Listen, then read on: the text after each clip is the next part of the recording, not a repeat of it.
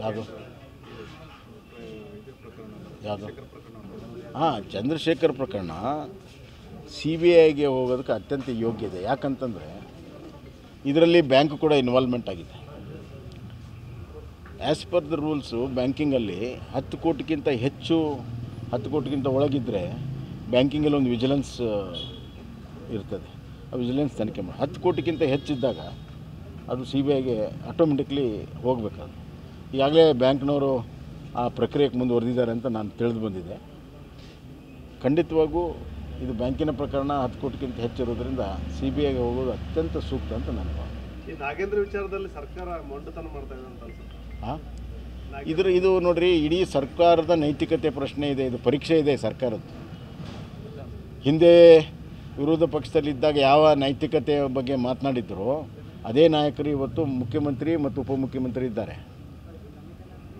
ಇವತ್ತು ಅವರ ನೈತಿಕತೆ, ಅವ್ರ ಸರ್ಕಾರದ ನೈತಿಕತೆ, ಅವ್ರ ಸರ್ಕಾರದ ಪ್ರಾಮಾಣಿಕತೆ ಪ್ರಶ್ನೆ ಇದೆ. ಪ್ರಾಮಾಣಿಕತೆಯನ್ನು ಉಳಿಸ್ಕೊಳ್ತಾರೋ ಅಥವಾ ಮಂತ್ರಿನ ಉಳಿಸ್ಕೊಳ್ತಾರ ಅನ್ನುವಂಥ ಪ್ರಶ್ನೆ ಅವ್ರ ನಿರ್ಣಯದ ಮೇಲಿದೆ. Thank you.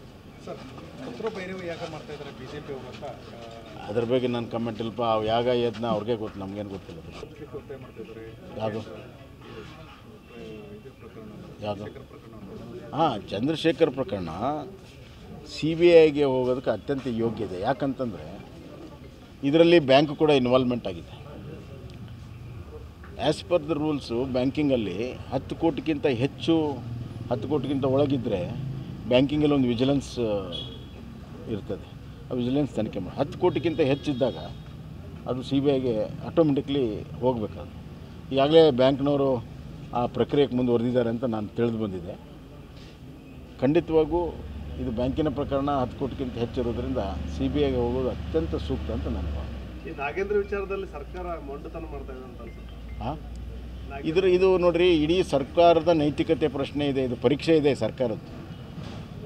ಹಿಂದೆ ವಿರೋಧ ಪಕ್ಷದಲ್ಲಿದ್ದಾಗ ಯಾವ ನೈತಿಕತೆಯ ಬಗ್ಗೆ ಮಾತನಾಡಿದ್ರು ಅದೇ ನಾಯಕರು ಇವತ್ತು ಮುಖ್ಯಮಂತ್ರಿ ಮತ್ತು ಉಪಮುಖ್ಯಮಂತ್ರಿ ಇದ್ದಾರೆ. ಇವತ್ತು ಅವರ ನೈತಿಕತೆ, ಅವ್ರ ಸರ್ಕಾರದ ನೈತಿಕತೆ, ಅವ್ರ ಸರ್ಕಾರದ ಪ್ರಾಮಾಣಿಕತೆ ಪ್ರಶ್ನೆ ಇದೆ. ಪ್ರಾಮಾಣಿಕತೆಯನ್ನು ಉಳಿಸ್ಕೊಳ್ತಾರೋ ಅಥವಾ ಮಂತ್ರಿನ ಉಳಿಸ್ಕೊಳ್ತಾರ ಅನ್ನುವಂಥ ಪ್ರಶ್ನೆ ಅವ್ರ ನಿರ್ಣಯದ ಮೇಲಿದೆ. Thank you. ಸರ್, ಪುತ್ರ ಭೈರವ ಯಾಗ ಮಾಡ್ತಾ ಇದ್ದಾರೆ BJP ಅವರು ಅಂತ ಅದ್ರ ಬಗ್ಗೆ ನಾನು ಕಮೆಂಟ್ ಇಲ್ಪ. ಅವು ಯಾಗ ಯತ್ನ ಅವ್ರಿಗೆ ಗೊತ್ತು, ನಮಗೇನು ಗೊತ್ತಿಲ್ಲ.